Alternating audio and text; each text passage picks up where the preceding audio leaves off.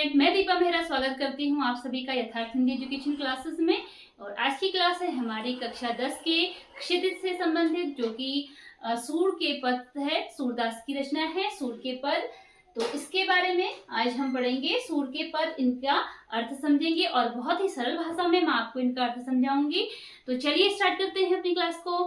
देखिए, पहली लाइन है इसमें, उधौ तुम हो अति बड़भागी, अपरस रहत स्नेह तगाते नाहिन मन अनुरागी। तो यहाँ पर देखिए, जो सूर के पद हैं, सूरदास जी ने जो यह रचना लिखी है, यह क्यों लिखी है? जब कृष्ण गोपियों को छोड़कर मथुरा चले जाते हैं, तो मथुरा जाने के बाद जब वो स्वयं न लौट कर, वो बोलते हैं गोपियों को जाते वक्त यह बोल के जाते हैं कि वो कुछ समय के बाद उनसे मिलने जरूर आएंगे, लेकिन जब वो वहां उनसे मिलने नहीं आते हैं और अपने स्थान पर वो वहां पर उद्धव को भेज देते हैं, अपने स्थान पर उद्धव को भेज देते हैं और उद्धव के द्वारा योग का संदेश भेजते हैं कि गोपियां जो हैं वह निर्गुण ब्रह्म की उपासना करें, उनकी पूजा करें और कृष्ण को भूल जाएं। तो यही संदेश लेकर उद्धव गोपियों के पास आते हैं।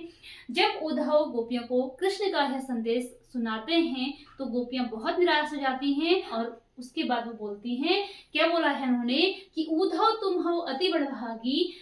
अपरस रहत स्नेह तगाते नाहिन मन अनुरागी। गोपियां कहती हैं कि उद्धव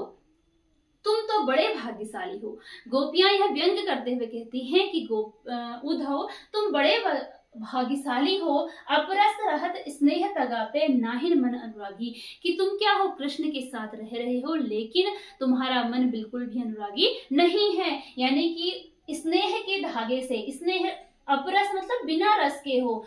स्नेह तगा के, यानी कि स्नेह के तागे के साथ रहते हुए, अर्थात कि कृष्ण के साथ रहते हुए भी तुम उनके प्रेम से वंचित हो। यह उनका एक व्यंग है। ठीक है, यहाँ पर अति बड़भागी कहने का मतलब क्या है कि कृष्ण की गोपियां जो है वो उद्धव को व्यंग करती हैं कि तुम क्या हो, दुर्भाग्यशाली हो कि तुम कृष्ण के साथ रह रहे हो लेकिन तुम कृष्ण के प्रेम से वंचित हो। ठीक है, यहाँ पर अर्थ तो यह है कि कृष्ण गोपियां कहती हैं कि तुम बड़े भाग्यशाली हो जो कि कृष्ण के साथ रहकर उनके प्रेम से वंचित हो, लेकिन इसका वास्तविक अर्थ यह है कि गोपियां उद्धव को व्यंग करती हैं कि हे उद्धव तुम कृष्ण के साथ हो लेकिन उनके प्रेम से फिर भी वंचित हो, अर्थात कि तुम बड़े दुर्भाग्यशाली हो। आगे, पुरइन पात रहत जल भीतर। पुरइन का मतलब होता है कमल। ठीक है, पुरइन का मतलब होता है कमल, पात का मतलब है पत्ता। जैसे कि कमल का जो पत्ता है, रहत मतलब रहता है, जल भीतर यानी कि जल के अंदर। जो कमल का पत्ता है यह जल के भीतर रहता है। तारस देह न दागी, लेकिन उस पर,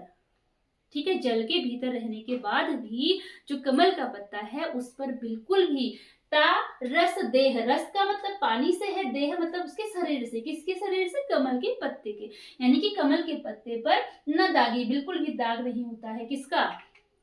पानी का। जो कमल का पत्ता होता है वो पानी के अंदर डूबता है, लेकिन जब उसे ऊपर निकालो तो उसमें बिल्कुल भी पानी का निशान छीटा नहीं रहता है, यानी कि उसको वो बिल्कुल कोरा, ऐसा लगेगा कि जैसे उसमें पानी कभी गया ही ना हो, तो इस प्रकार हो जाता है। तो उसी प्रकार गोपियां कहती हैं कि तुम बिल्कुल कमल के पत्ते के समान हो जो कि जल के भीतर तो रहता है लेकिन उस पर पानी का दाग नहीं लगता है, अर्थात कि तुम कृष्ण के साथ रहते हो लेकिन कृष्ण का प्रेम तुम जो हो कृष्ण के प्रेम से बिल्कुल वंचित हो।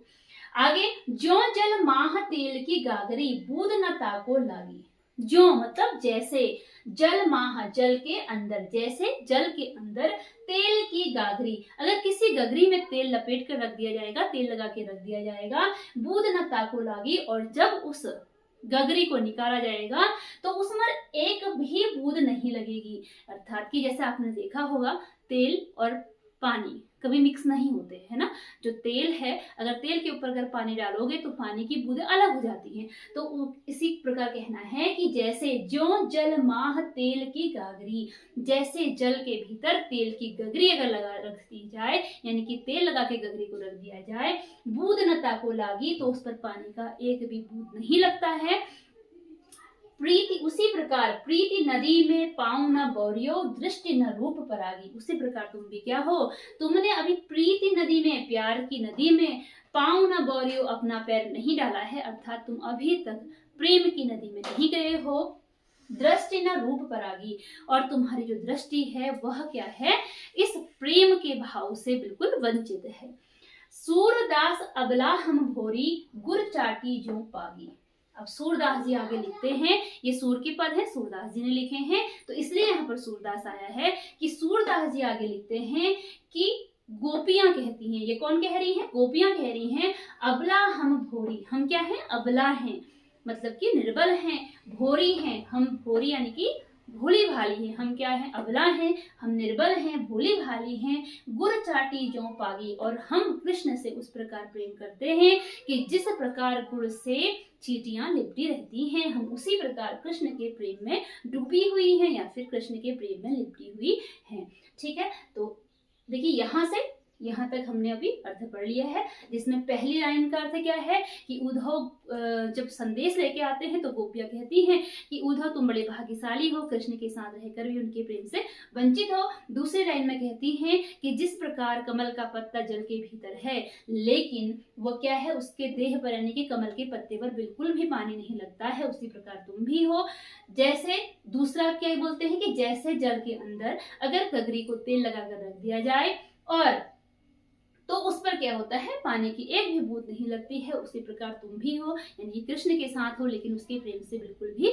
बिल्कुल ही वंचित हो। और अगला बोलती है कि तुमने प्रीति की नदी में यानी कि प्रेम की नदी में अभी तक अपना पैर नहीं डुबाया है, यानी कि तुमने डुबकी नहीं लगाई है, तो दृष्टि न रूप पर आगी, तुम्हारी दृष्टि जो है तुम में बिल्कुल भी प्रेम नहीं है, तुम प्रेम को नहीं जानते हो। फिर सूरदास जी लिखते हैं कि गोपियां कहती हैं हम अबला हैं, हम भोली नारियां हैं, तो हम कृष्ण से उसी प्रकार प्रेम करती हैं जिस प्रकार की गुड़ से चींटी चिपकी रहती है या फिर गुड़ से चींटियां प्रेम करती हैं, अर्थात कि हम कृष्ण के प्रेम में डूबे हुए हैं। अगला पद है मन की मन ही मांझ रही। फिर आगे गोपियां कहती हैं जब कृष्ण नहीं आए हैं तो उद्धव के हाथ संदेश भेज दिया है, तो अब वो गोपियां बोलती हैं मन की मन ही मांझ रही, मेरे जो मन की थी, हमारी जो मन की बातें थी, जो कि हम कृष्ण से कहना चाहती थी, वो सारी हमारे मन में ही रह गई हैं। कहिए जाए कौन पे उद्धव, अब बोलती हैं कि हे उद्धव अब किससे कही जाए, कही जाए कौन, किससे? पे उद्धव कि हे उद्धव अब ये बातें किससे कही जाए, नहीं परत कहीं, कोई भी हमें ऐसा नहीं दिखाई पड़ता है जिससे कि हम अपनी मन की बात कहें, ऐसा कोई नहीं दिखाई पड़ता है, हमारे मन की बातें हमारे मन के भीतर ही रह गई हैं। अवधि आधार आस आवन की, तन मन विथा सही। आगे गोपियां कहती हैं अवधि आधार आस आवन की, अवधि मतलब वह समय, ठीक है, जो समय कृष्ण ने उन्हें दिया था कि वो वापस आएंगे, उस समय का आधार उन्होंने लिया था, यानी कि उस समय को आधार मानकर या उसकी आश लगा हुए, आस मतलब आस उम्मीद लगाए हुए, आवन की आने की, जो समय कृष्ण ने लौट के आने का दिया था उस समय की उन्होंने आस लगाई थी, तन मन विथा सही, और उसी आस से कि कृष्ण एक दिन हमारे पास जरूर वापस आएंगे, उसी आस से वो तन मन से सारी व्यथा सह रहे थे, अपना दुख सह रहे थे। अब इन जोग संदेशनी सुनी, लेकिन क्या हुआ, कृष्ण तो नहीं आए, उन्होंने उद्धव के हाथ तो संदेश भेज दिया। तो वो कहते हैं कि अब इन जोग संदेशनी सुनी, लेकिन अब क्या हो रहा है, अब जो तुम्हें जोग का संदेश सुना रहे हो, इन जोग के यानी कि योग के, जो उन्होंने कहा कि निर्गुण ब्रह्म की उपासना करो, कृष्ण को भूल जाओ, इस संदेश को सुनकर विरहनी विरह दही, उनकी जो विरह की व्यथा है, यानी कि जो वो कृष्ण से दूर हैं, जो वियोग उन्होंने सहा है, वो और ज्यादा प्रबल हो रहा है, यानी कि वो और ज्यादा उसके अंदर जल रही हैं। चाहती हुती गुहार जितही तय, चाहती मतलब चाहती थी, जिससे गुहार लगाना, यानी कि जिससे हम गुहार लगाना चाहती थी, जितही मतलब जिससे, तय जिससे हम गुहार लगाना चाहती थी, अपने मन की बात कहना चाहती थी, उत तय धार बही, उन्होंने क्या कर दिया, उन्होंने तो योग का संदेश भेज दिया, ठीक है, उन्होंने हमारी ओर योग की धारा बहा दी। सूरदास, अब सूरदास जी आगे लिखते हैं अब धीर धर ही क्यों, सूरदास जी आगे लिखते हैं कि गोपियां कहती हैं अब धीर धर ही तो क्यों, कि अब हम धीर कैसे धारण धरे करें, या फिर हम धीर क्यों धरें, क्यों धीरज धरें, मर्यादा न रही, जब कोई मर्यादा ही नहीं रही, यानी कि जब कृष्ण ने हमारे प्रेम की कोई मर्यादा ही नहीं रखी, कोई इज्जत ही नहीं रखी, यानी कि हमारे जो आशा थी, हमारी आशा को जब बेकार कर दिया है, तो हम अब किस बात पर धीरज धरें। ठीक है, तो एक बार फिर से इसका देख लेते हैं। गोपियां कहती हैं मन की बात मन में ही रह गई है, अब हम यह बात कौन किससे हम अपनी यह बात कहें, कोई भी हमें ऐसा नहीं दिखाई देता जिससे कि हम अपनी मन की बातें कह सकें। जो अवधि, जो समय हमें कृष्ण ने आने के लिए दिया था और जिसकी आस लगाए हम बैठे थे, जिसको कि हम तन मन से, जिसकी हम व्यथा सह रहे थे, अब वह आज भी चले गए, क्योंकि कृष्ण ने तो योग का संदेश भेज दिया है। अब क्या होता है कि इन योग के संदेश को सुन सुनकर, ये जो योग के संदेश तुम हमें सुना रहे हो, इन्हें सुन सुनकर जो हमारी विरह की व्यथा है वो और ज्यादा प्रज्वल हो रही है और ज्यादा प्रबल हो रही है। जिससे हम गुहार लगाना चाहते थे अपने दुख की, अपने